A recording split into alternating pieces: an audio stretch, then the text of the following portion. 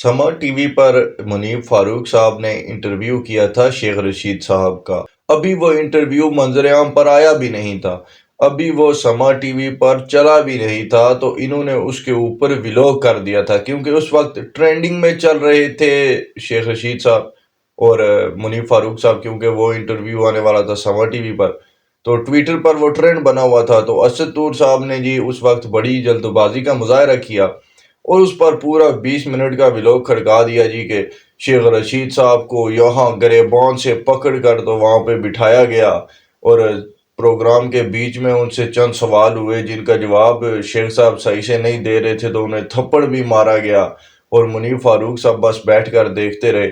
यानी कि मुनीब फारूक साहब की क्रेडिबिलिटी पे इन्होंने कितना बड़ा सवालिया निशान लगा दिया था उस व्लॉग में।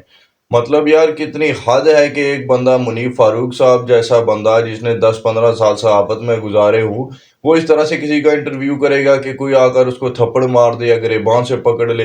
इस पर मैं पहले भी एक व्लॉग कर चुका हूँ। आज इस पर बात करनी इसलिए ज़रूरी है कि असद अली तूर साहब ने माजरत कर ली है अपने उस व्लॉग पर। उन्होंने इस बात का इकरार किया जी कि उन्हें किसी ने गलत इन्फॉर्मेशन दी थी और वैसा कुछ भी नहीं हुआ।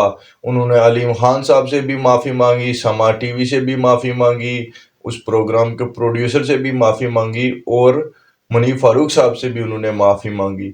लेकिन अभी भी वो ज़्यादा होशियारी के चक्कर में एक मिस्टेक कर गए हैं।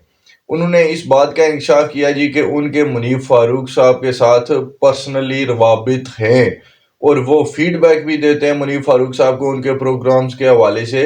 और मुनीब फारूक साहब उनके हमेशा मशकूर भी होते हैं, वो कभी माइंड भी नहीं करते कि अगर कोई नेगेटिव फीडबैक भी ये दे दे तो अब सवाल यहाँ पर ये बनता है कि अगर आपके उनके साथ जब पर्सनल रिलेशंस थे तो आपको क्या पड़ी थी कि आपने व्लॉग बना दिया। आपका तो काम बनता था आप उनसे पहले प्राइवेट में बात कर लेते कि जी मेरे पास ऐसी इन्फॉर्मेशन आ रही है, आप इसकी तस्दीक करते हैं या तरदीद करते हैं। कोई क्रेडिबल सहाफ़ी हो तो उसका तो काम बनता है पहले वो सवाल उठाता है। अगर इन्हें कोई जवाब ना मिलता तो ये उस पर व्लॉग कर देते, और अगर जवाब मिलता तो जब इन्होंने व्लॉग किया था तो ये साथ में मुनीब फारूक साहब का जवाब भी उसमें शामिल कर देते। फिर तो इनकी स्टोरी पे कभी भी कोई उंगली नहीं उठ सकती थी।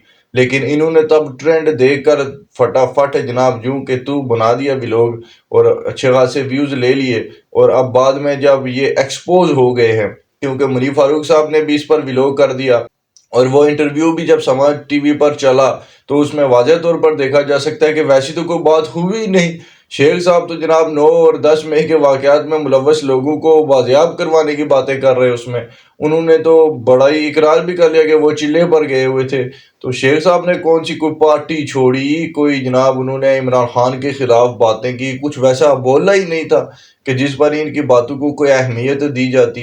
कहानी जब पड़ गई उल्टी तो अब इनके पास कोई बचा ही नहीं था ऑप्शन, और क्या कर सकते थे। तो फिर इन्होंने जी व्लॉग कर दिया कि जी मैं माजरत ख्वाह हूँ। लेकिन ऐसा होना नहीं चाहिए था। असल में असद तूर साहब के अंदर मैंने उस वक्त भी ये बात कही थी कि इनके अंदर एक बीमारी पाई जाती है, बुग़्ज़ है इनके अंदर फौज का। हमारी इस्टेब्लिशमेंट से नफरत और बुग़्ज़ इनके अंदर बहुत हद तक जो है वो राइज हो चुका है। इनको फैज़ मीर साहब के दौर में जब वज़ीर आज़म इमरान खान साहब थे, उस दौर में ये नए नए उठे थे यूट्यूब पर, तो इनके व्लॉग्स की वजह से इनको कोई 2 बार जो है वो चपेड़े रसीद कर दी गई थी। उसका इन्होंने इतना पर्सनली अपने अंदर इतना गम और गुस्सा बिठा लिया कि ये अक्सर खुद इकरार भी करते हैं जी कि मैं कभी उन वाक़यात का जिक्र नहीं करता। तो जो बंदे ने गुस्से अपने अंदर रखे हुए होते हैं ना, वो ज़्यादा ख़तरनाक होते हैं। जो ज़ुबान पर नहीं आते वही तो असली खतरनाक बंदे के जज्बात होते हैं कि जो जुबान पर भी ना आए। तो वैसे ही इन्होंने अपने अंदर जज्बात पाले हुए हैं, इतने ही कोई ये एंटी इस्टेब्लिशमेंट हैं कि इनकी नज़र में पाकिस्तान की फ़ौज और हमारी इस्टेब्लिशमेंट जो भी काम करे वो गलत ही होता है। मैं दावे के साथ कह सकता हूँ कि अगर आज हमारी अफवाज इसराइल पे हमला कर देना फ़लस्तीन की मदद के लिए तो ये उस पर भी उंगली उठा लेंगे। अगर हमारी अफवाज कश्मीर के लिए कुछ कर दें ये उस पर भी उंगली उठाएंगे। इनका काम ही यही है कि हर बात में इस्टेब्लिशमेंट के खिलाफ बोलना। ईमान मजारी साहब को पकड़ा गया था, उस पर भी इन्होंने बहुत ज़्यादा जो है वो व्लॉग किए थे, उधर कोर्ट में पहुंच जाते थे जी। और दिन रात तब व्लॉग जिनके होते ही उन्हीं पर थे। फिर काफ़ी ज़्यादा लोगों ने इनका मजाक भी बना था ان کی جو ہے وہ ٹرولنگ بھی کافی زیادہ کی گئی ان معاملات کے اوپر کہ آپ کو ایمان مزاری کے ساتھ اتنی ہمدردی کیوں ہے. پھر لوگ سوال تو کرتے ہیں جب آپ کسی کے لیے بہت زیادہ جذبات کا اظہار کریں تو پھر سوال تو آپ پر اٹھنے شروع ہو جاتے ہیں. تو اب وہ بھی جب ایمان مزاری صاحبہ کو اٹھایا گیا تھا تو انہوں نے پی ٹی ایم کے جلسے میں آ کر بولا کیا تھا وہ تو کسی نے نہیں دیکھا، نہ ہی انہوں نے اس بات کا ذکر کیا اپنے ولاگز میں کبھی. انہوں نے وہاں پر بڑے نعرے مارے تھے کہ یہ جو دہشت گردی ہے اس کے پیچھے وردی ہے.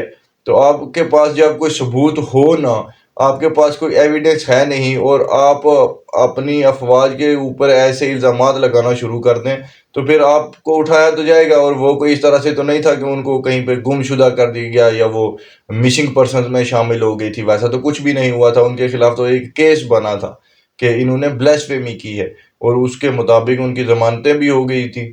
تو بات یہ ہے کہ اسد طور صاحب نے، چلیں میں اپریشیٹ کرتا ہوں کہ اچھی بات ہے انہوں نے معذرت کر لی، ویسے اس کے علاوہ ان کے پاس آپشن بھی کوئی نہیں تھا کیونکہ بہت زیادہ ایکسپوز ہو چکے تھے یہ اپنی کریڈیبلٹی کو بچانے کے لیے، اپنی رہی صحیح عزت کو بچانے کے لیے.